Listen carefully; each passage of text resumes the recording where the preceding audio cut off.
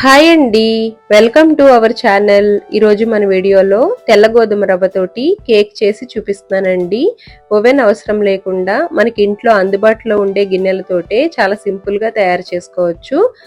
ముందుగా ఈ రవ్వ కేక్ని తయారు చేయడం కోసం ఒక గిన్నె పెట్టుకుని అందులోకి పొడి పిండిని జల్లుకోవాలండి. మీ దగ్గర బటర్ పేపర్ ఉంటే బటర్ పేపర్ అయినా పెట్టుకోవచ్చు.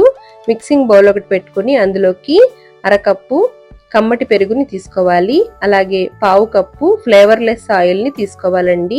ఒక కప్పు మిక్సీ చేసి పెట్టుకున్న పంచదార పొడిని తీసుకుని బాగా కలిసేలాగా కలుపుకోవాలి. విస్కర్ తోటైనా లేదంటే గరిటెతోటైనా కలుపుకోవచ్చు. ఒక కప్పు తెల్ల గోధుమ రవ్వని వేసుకోవాలి. రవ్వ మరీ లావుగా ఉన్నట్లు అనిపిస్తే మిక్సీ చేసుకుని వేసుకోండి. అరకప్పు పాలని వేసుకుని బాగా కలుపుకోవాలి. ఈ రవ్వ ఒక 10 నిమిషాల సేపు నానబెట్టుకుంటే పాలని పీల్చుకొని చాలా సాఫ్ట్గా ఉంటుందండి.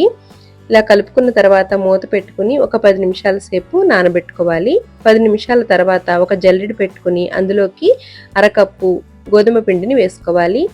1 టీ స్పూన్ బేకింగ్ పౌడరు, అర టీ స్పూన్ బేకింగ్ సోడాని వేసుకోవాలి. ఈ పొడి పిండిల్ని బాగా జల్లించుకోవాలి. పిల్లలు కేక్ అడిగినప్పుడు ఇంట్లోనే చాలా సింపుల్గా చేసుకోవచ్చండి. ఎక్కువ హడావుడి పడనవసరం లేదు. అన్నీ ఇంట్లో ఉండే పదార్థాలతోటి సింపుల్గా తయారు చేసుకోవచ్చు. ఇలా పొడిపిండి అంతా బాగా జల్లించుకున్న తర్వాత మరొకసారి విస్కర్ పెట్టుకుని ఒక డైరెక్షన్లోనే ఎటువంటి ఉండలు లేకుండా బాగా కలిసే విధంగా కలుపుకోవాలి.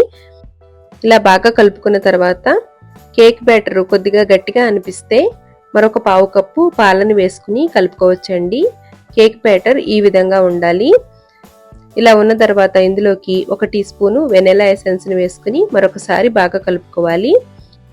కేక్ బ్యాటర్ని ఇలా కలుపుతూ ఉన్నప్పుడే స్టవ్ మీద ప్యాన్ని ప్రీహీట్ చేసుకోవాలి. టైం కరెక్ట్గా సరిపోతుందండి. ఒక 10 నిమిషాలు ప్రీహీట్ చేసుకుంటే సరిపోతుంది. ఇప్పుడు గిన్నెలోకి కేక్ బ్యాటర్ని వేసుకుని ఒకసారి ట్యాప్ చేసుకోవాలి. ఇప్పుడు ఈ గిన్నెని ప్రీహీట్ చేసుకున్న ప్యాన్లోకి పెట్టుకుని మూత పెట్టుకుని 40 నుంచి 45 నిమిషాలు మీడియం ఫ్లేమ్లో ఉడికించుకోవాలి.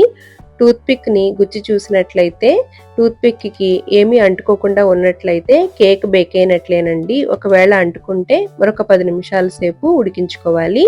వెంటనే తిప్పకుండా కొద్దిగా వేడి తగ్గిన తర్వాత తిప్పితే ఈజీగా వచ్చేస్తుందండి. చాలా సులువుగా తయారు చేసుకోవచ్చు. మైదా వాడకుండా గోధుమ పిండి, తెల్ల గోధుమ రవ్వతోటి ఇలా కేక్ని తయారు చేసుకుని బేసిక్ కేక్ని రెడీ చేసుకోగలిగితే పైన మీకు నచ్చినట్లుగా డెకరేషన్ చేసుకోవచ్చు. చూసారు కదా ఎంతో సింపుల్గా రవ్వ కేక్ని ఏ విధంగా తయారు చేశామో. మీరు కూడా ఒక్కసారి ట్రై చేసి ఎలా వచ్చిందో కామెంట్ చేయండి. ఈ వీడియో మీకు నచ్చితే లైక్ చేసి మీ ఫ్రెండ్స్ అండ్ ఫ్యామిలీ మెంబర్స్కి షేర్ చేయండి. మన ఛానల్లో చాలా రకాల వెజ్ రెసిపీస్ ఉన్నాయి, ఒక్కసారి చూడండి. Thanks for watching.